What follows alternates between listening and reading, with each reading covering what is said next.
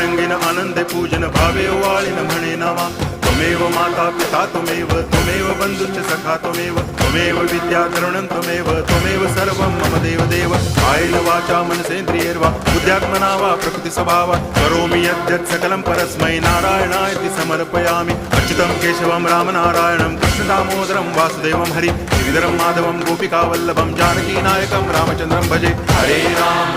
Ram